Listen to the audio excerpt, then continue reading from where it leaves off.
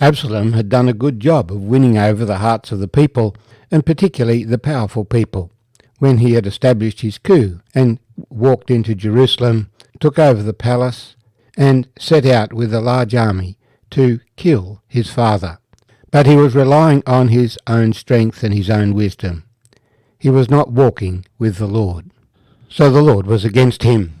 As he fled, some of David's men, riding his mule, his head got caught in a tree, and he was left hanging. As the mule kept going, David's men came upon him, and Joab killed him.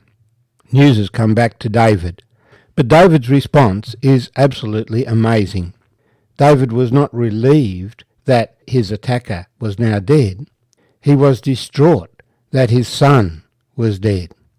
And Joab was told, "Behold, the king is weeping and mourning for Absalom." So the victory that day was turned into mourning for all the people.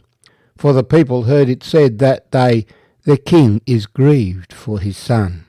And the people stole back into the city that day, as people who are ashamed steal away when they flee in battle.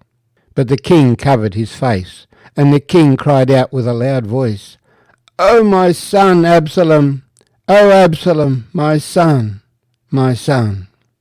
Then Joab came into the house of the king and said, "Today you have disgraced all your servants, who today have saved your life, the lives of your sons and daughters, the lives of your wives and the lives of your concubines, in that you love your enemies and hate your friends.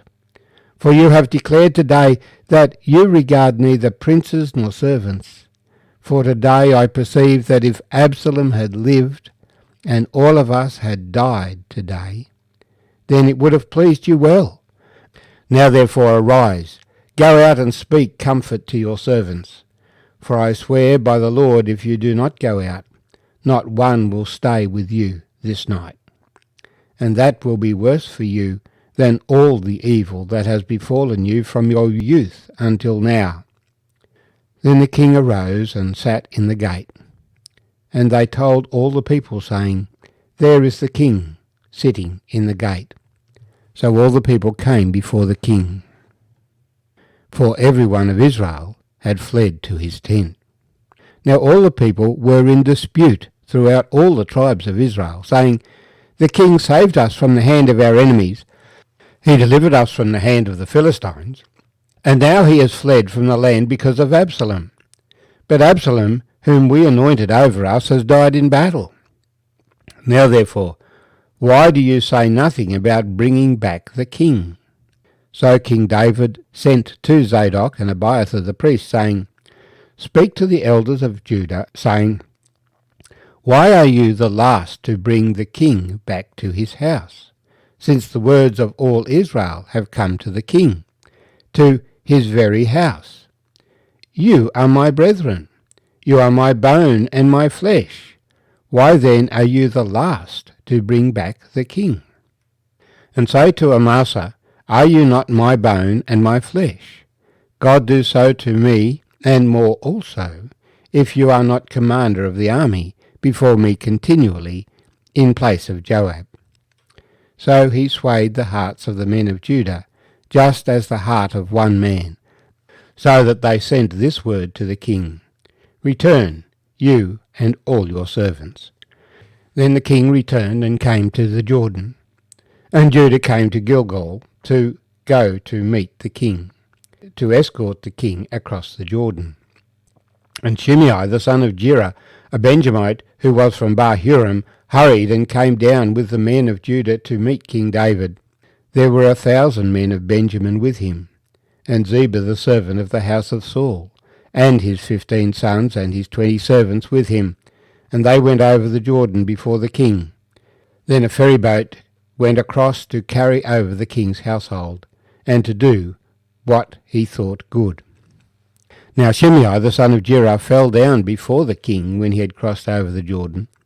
Then he said to the king, "Do not let my lord impute iniquity to me, or remember what wrong your servant did on the day that my lord the king left Jerusalem, that the king should take it to heart. For I your servant know I have sinned. Therefore here I am, the first to come today,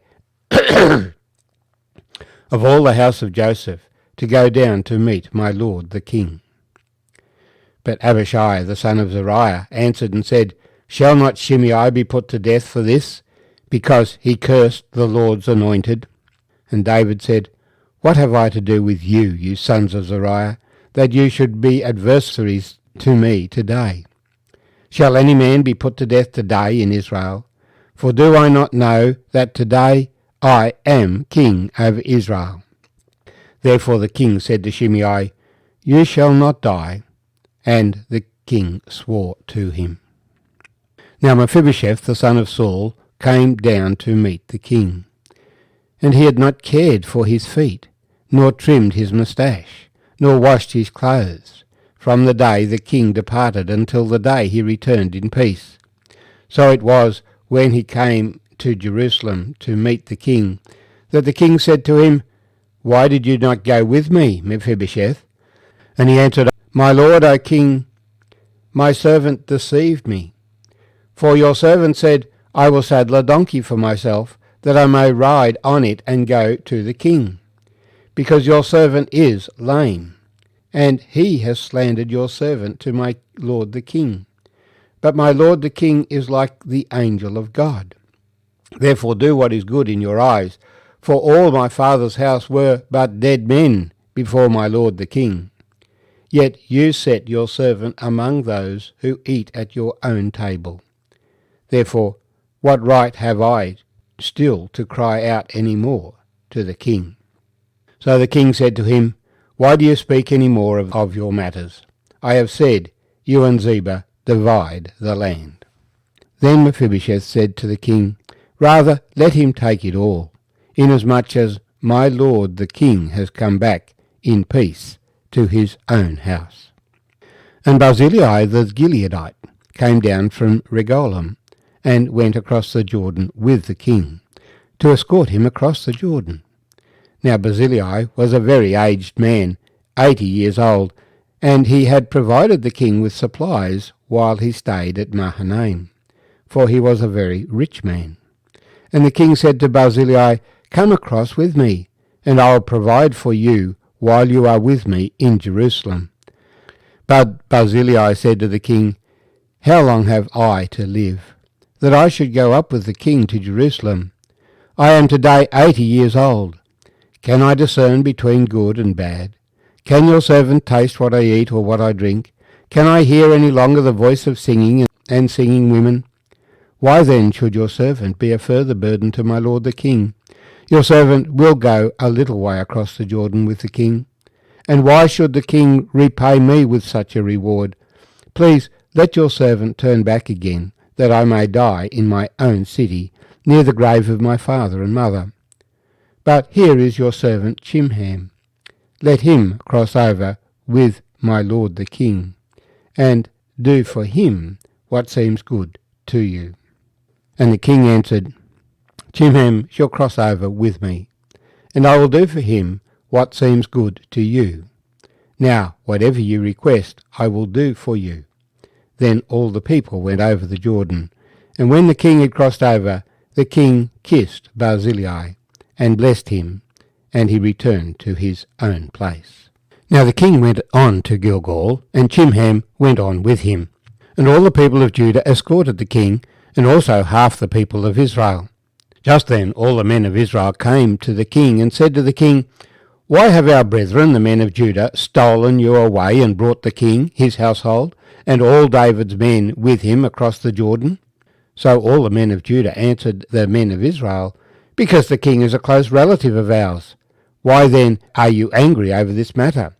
Have we ever eaten at the king's expense, or has he ever given us any gift? And the men of Israel answered the men of Judah, and said, We have 10 shares in the king. Therefore we also have more right to David than you. Why then do you despise us? Were we not the first to advise bringing back the king? Yet the words of the men of Judah were fiercer than the words of the men of Israel.